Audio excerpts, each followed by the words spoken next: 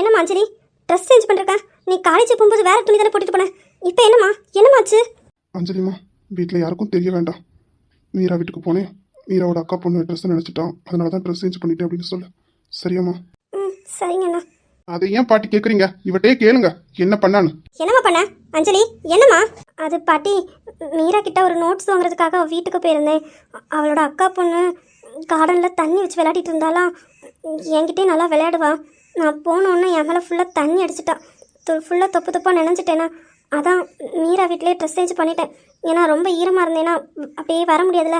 அதான் Meera dress change பண்ணிட்டு போனால் அவளோட ட்ரெஸ்ஸை எடுத்திருந்தா. பாட்டி, நான் சொல்ல இவ கேட்கவே இல்லை. அந்த பொண்ணு கூட விளையாடிட்டே இருந்தா, அந்த சின்ன பாப்பா கூட. நான் சொல்ல கேட்கவே இல்லை. அதான் அப்புறம் ரொம்ப ஈரமாக இருந்தது. அதனால தான் இப்படியே போக வேண்டாம் அப்படின்னு சொல்லிட்டு அவங்க அம்மாவும் மீராவும் தான் இவளுக்கு ட்ரெஸ்ஸை சேஞ்ச் பண்ணி விட்டாங்க. சரிப்பா சரி, சின்ன பிள்ளை தானே, அதுக்கு என்ன தெரியும். சரிம்மா, நீ உள்ள போமா. அண்ணன் கிட்ட கொஞ்சம் பேசணும். நீ உள்ள போமா. சரிங்க பாட்டி. அஞ்சலிமா, எதுவுமே இல்லை. இதை பற்றி யோசிக்காது. சரியா? போ, எப்பவும் போல நார்மலாக இருப்போ. ஐயா ரவி. என்ன பாட்டி சொல்லுங்க. அது வந்தியா, நம்ம ஆகாஷ் இருக்கான்ல, ஆகாஷ் அவன் கல்யாணம் பண்ணிட்டு வந்துட்டான்யா. என்ன பாட்டி சொல்றீங்க? ஆமாப்பா, அது ஆகாஷ் அந்த பொண்ணை லவ் பண்ணான். என்கிட்ட சொன்னான். நான் வேண்டான்னு சொன்னேன். ஆனால் இப்போ அவனுக்கு வேற வழி இல்லை. கல்யாணம் பண்ண வேண்டிய கட்டாயம். அதனால கல்யாணம் பண்ணிக்கிட்டான்ப்பா. சரி பாட்டி, நம்ம கிட்ட சொல்லிருக்கலாம்ல. நம்ம முறைப்படி பொண்ணு கிட்ட அவனுக்கு ஜாம்னு கல்யாணத்தை பண்ணி வச்சுக்கலாம்ல. இப்படி சொல்லாம கொள்ளாம கல்யாணம் பண்ணிட்டு இருக்கான். எங்க அவன்? எப்பா ரவி, அது நம்மக்கிட்ட சொன்னால் கண்டிப்பாக கல்யாணம் பண்ணி வைக்க மாட்டோம். அதான் அவனே கல்யாணம் பண்ணிட்டு வந்திருக்கான். ஆனால் இப்போ அந்த பொண்ணு மாறிட்டாப்பா. அது அவன் கல்யாணம் பண்ணது காவியாவ. எம்சா, எங்க இருக்க? ரூமுக்கு வா. எப்பா ரவி, என்னப்பா? பாட்டி, நான் என் பொண்டாட்டியை தான் கூப்பிட்டேன். எம்சா, எங்க இருக்க? ரூமுக்கு வா. என்ன சொல்ல, அவ காவிய பண்ண வேலை. அதான் இவன் சீக்கிரம் நம்ப மாட்டேங்கிறான். இவன் வேற போலீஸ்காரன், எப்படி நம்புவான்? என்ன வருமா, எதுக்கு கத்துறீங்க? என்ன எம்சா, இவ்வளவு நேரமா கத்திட்டு இருந்தேன். எங்க இருந்த? என்ன வருமா, எதுக்கு இப்படி கத்துறீங்க? என்னாச்சு? அதெல்லாம் ஒண்ணு இல்ல. சரி வா. என்னாச்சு? எதுக்கு இப்படி கூட்டிட்டு வந்தீங்க? நாங்க இருந்து பேசிட்டு தானே இருந்தேன். என்ன வருமா? நீ யார்கிட்ட பேசிட்டு இருந்தா? அது வருமா, காவியாவ ஆகாசன கல்யாணம் பண்ணிக்கிட்டாங்க. காவியா கிட்ட தான் பேசிட்டு இருந்தேன். உண்மையில அவ செஞ்சதெல்லாம் மறந்துட்டியா? சொல்லி எம்சா. வருமா, அவன் என்கிட்ட மன்னிப்பு கேட்டான். காலில் விழுந்து மன்னிப்பு கேட்டா தெரியுமா? அவள் எப்பவுமே யாரோட காலையும் விழமாட்டா. அவளை என் காலில் விழுந்து நான் பண்ணதெல்லாம் தப்பு, நான் 2 நாளில் நான் அனுபவிச்சுட்டேன்.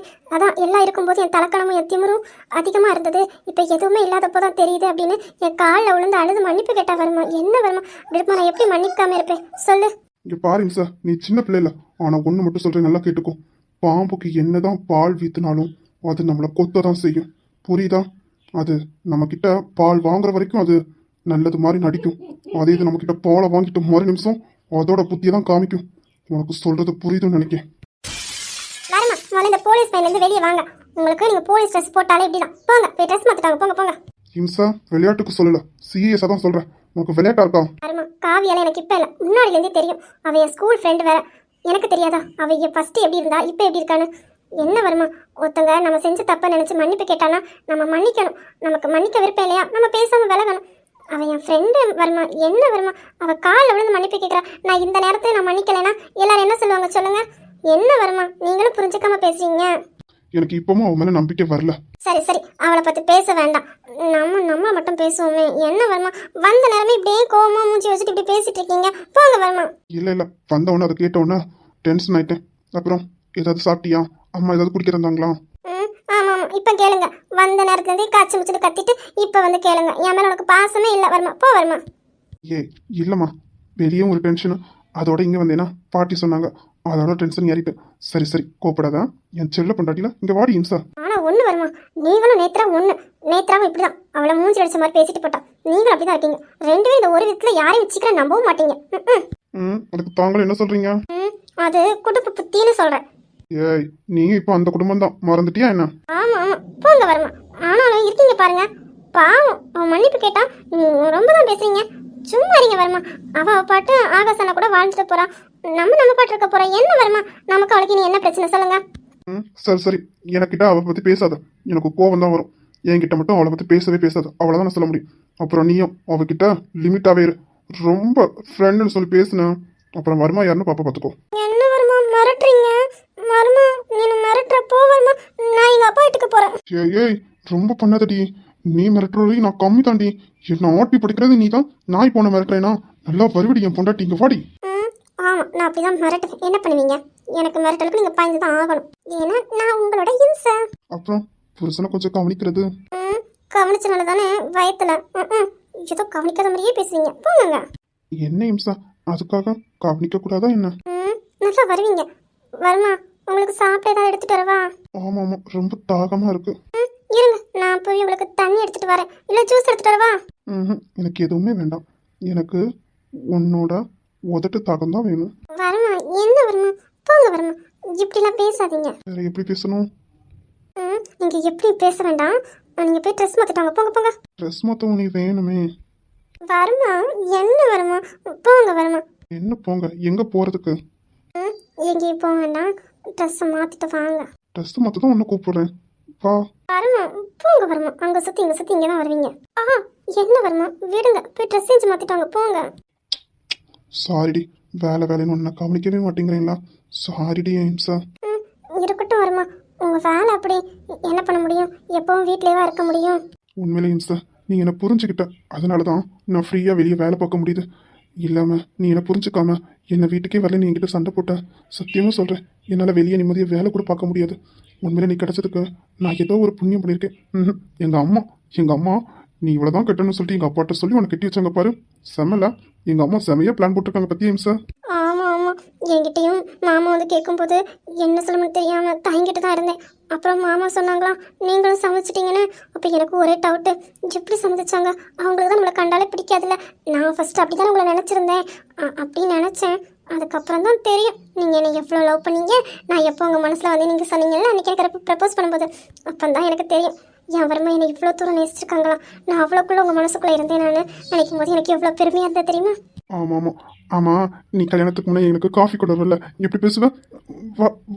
வருமா, அது அது அப்படியே திக்கி தானே பேசுவேன். எல்லாருக்கிட்டையும் நல்லா பேசுவேன், ஆனால் என்கிட்ட மட்டும் திக்கி பேசுவேன். அப்படித்தானே? போங்க வருமா, அது உங்களை கண்டாலும் எனக்கு பேச்சு வராது தெரியுமா? ஆமாம், எல்லாருக்கிட்டையும் நல்லா வாயிருப்பேன், ஆனால் என்கிட்ட மட்டும் பேச்சு வராது. என் பாட்டிக்கிட்டே ஏற்று தான் பேசுவேன், ஆனால் என்னை பார்த்தா மட்டும் அப்படியே திக்கி பேசுவேன். எனக்கு அப்போ சந்தேகம், இவன் வேணும்னு நம்ம கிட்ட நடிக்கிறாளான்னு. அவனுக்கு என்னை பற்றி என் தங்கச்சிக்கிட்ட பேசுவ பாரு, பக்கமா. அப்போவே ஒன்று நினைப்பேன், ஆனால் என்ன பண்ண, அந்த நேரம் வீராப்பு கர்வம் அதான். ஆமாம், இப்போ நான் உங்கள் கர்வத்தை அடக்கிட்டேனா? மொத்தமாக என் கர்வம் அழிஞ்சு போச்சு உன் காலடியில். அப்படியா? ஆமாடி இம்சா. போதும். ஆமாடி, நான் கொடுக்குறத மட்டும் நல்லா வாங்கிக்கோ. அப்புறம் போதும்னு சொல்லு, நீ ஒன்று கூட தந்துடாத. போதுமா? ஆமாடி, எண்ணித்தான். போதாதடி, நம்ம வேணாம். கொண்டு வருமா, போங்க வருமா. ஆனா பாருங்க, போங்க ட்ரெஸ் சேஞ்ச் மாத்திட்டு வாங்க. நீயும் வரணும், அப்பதான் ட்ரெஸ் மாத்துவேன். நீ தான் எனக்கு மாத்தி விடணும். எப்படி?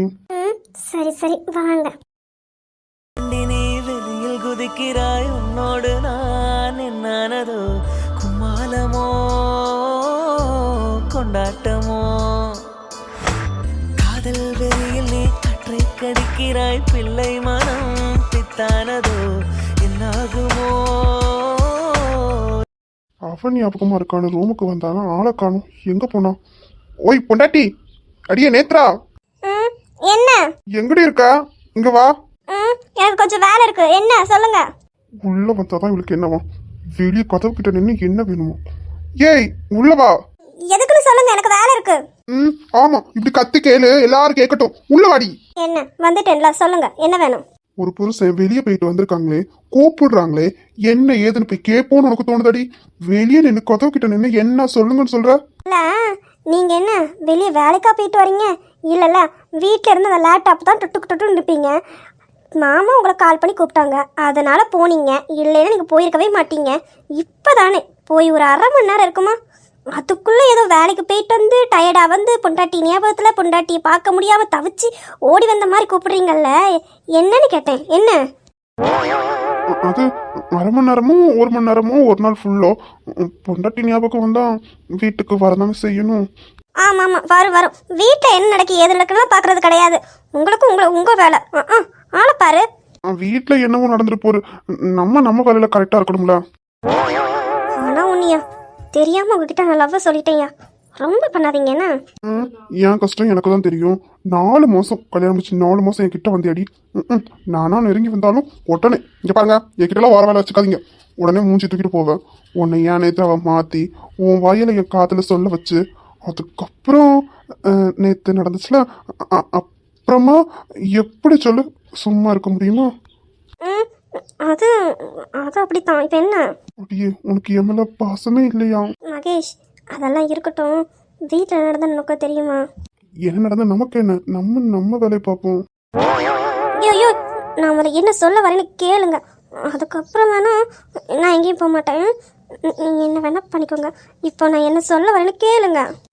சரி சொல்லு, என்ன நடக்கு, வீட்டில் என்னாச்சு? ரொம்ப சோகமாவாதீங்க. என்ன, இங்கே தான் இருப்பேன், எங்கேயும் போயிட மாட்டேன். அப்போ என்ன ஆளு, சரியான ஆளு தான் நீங்கள். ஆனால் ஒன்று மகேஷ், நீங்கள் இப்படின்னு நான் எதிர்பார்க்கவே இல்லை தெரியுமா? அமைதியாக இருக்கீங்களே, ரொம்ப அமைதியான பையன் நினச்சேன். ஆனால் நீங்கள் பண்ணுறது எனக்கு மட்டும்தான் தெரியும். எனக்கு பிடிச்ச என் பொண்டாட்டிக்கிட்ட தான் அப்படி இருக்க முடியும். சரி, வீட்டில் இருந்துச்சு சொல்லு, டைம் ஆகுதுல்ல. ஆமாம் ஆமாம், உங்கள் காரியத்தில் கரெக்டாக இருந்துக்கோங்க.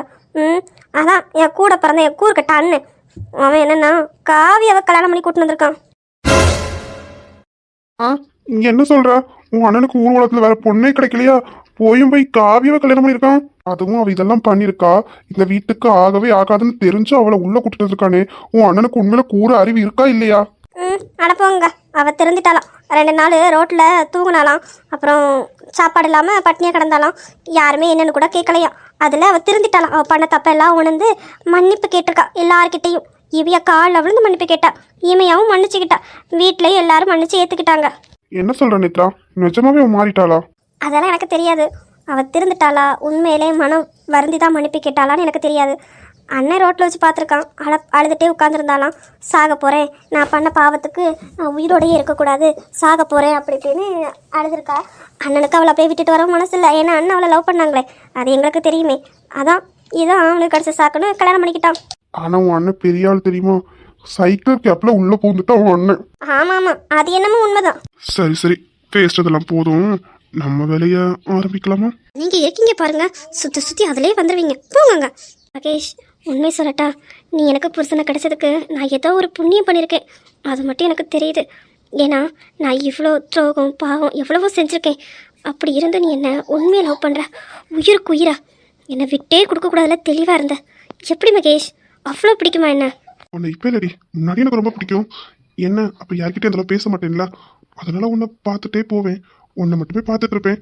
நீ தான் எனக்கு கண்டுக்கவே மாட்டே தெரியுமா? உன்னை எனக்கு ரொம்ப ரொம்ப பிடிக்கும்டி. என்னமோ தெரியல, உன்னை எனக்கு ரொம்ப பிடிக்கும். தெரியுது உங்களுக்கு என்ன எந்த அளவுக்கு பிடிக்கும்னு. அதனால தான் எனக்கு உங்களையும் பிடிக்க ஆரம்பிச்சிச்சு. ஏன்னா எல்லாருமே என்கிட்ட பேச மாட்டாங்க. எல்லாருமே என்னை கண்டா கூட மூஞ்சி தூக்கிட்டு தான் போவாங்க. ஆனால் அப்போ கூட நீங்கள் என்னை விட்டு கொடுக்கலங்க. என்கிட்ட வந்து பேசுவீங்க. உனக்கு நான் இருக்கேன்டி, நீ எதுக்கடி வருத்தப்படுறேங்கிற மாதிரியே என்கிட்ட வந்து நீங்கள் வம்புழுப்பீங்க. எனக்கு அது நல்லாவே தெரியும். யாருமே என்கிட்ட பேசலைங்கிற இதில் தான் வந்து நிற்பேன். என்கிட்ட நீங்கள் வம்புழுப்பீங்க பாருங்கள். அப்போவுமே என்கிட்ட யார் பேசலாம் என்ன பேசல வேணாம், நீங்கள் இருக்கீங்க அப்படிங்கிற மாதிரி எனக்கு தோணும். அப்போவே தோணும். ஆனால் அது லவ்னு நான் எடுத்துக்கல. இப்போ தான் உங்களோட உண்மையான லவ்வை புரிஞ்சுக்கிட்டேன். நீங்கள் என் மேலே வச்சுருக்க அந்த உயிருக்கு உயிருக்கான லவ் நான் இல்லைன்னு செத்துருவேன்னு சொன்னீங்க பாருங்கள். அந்த இடத்துல சத்தியமாக சொல்கிறேன், நான் அவ்வளோ சந்தோஷப்பட்டேன். நான் இல்லைன்னா ஒருத்தர் இருக்கவே மாட்டாரா, நம்ம மேலே இவ்வளோ அன்பு வச்சுருக்காரான்னு அவ்வளோ சந்தோஷப்பட்டேன் தெரியுமா? சரி, நீ ரொம்ப எமோஷனல் ஆக வேண்டாம், நம்ம வேலையை பார்ப்போம். ஆமாம் ஆமாம், இப்படியே தான் சொல்கிறீங்க. ஆனால் சும்மா தான் நினைக்கிங்க. போங்க. ஆனால் நீ சரியான கள்ளி தெரியுமாடி. ஆமாம், அப்போலேருந்தே பேசிட்டு தான் இருக்கீங்க, வேலையை ஆரம்பிப்போம். ஆனால் நீங்கள் எதுவுமே போங்க, எனக்கு வெக்கமாக இருக்கு. எப்படி ஆரம்பிக்க மட்டும் பாரு. பார்க்கலாம். ராஜராஜ சோழன் எனையாலும் காதல் தேசம் நீதான்.